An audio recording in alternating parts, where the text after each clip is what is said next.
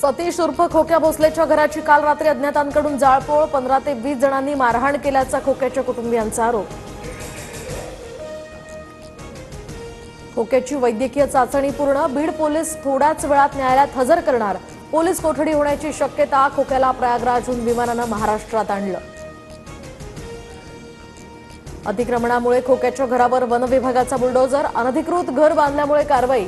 शिरूर कासारपासून काहीच अंतरावर हे घर होतं। दरम्यान यापूर्वी घराच्या झाडाझडतीत वाळलेल्या प्राण्यांचं मांस आणि कातडे जप्त।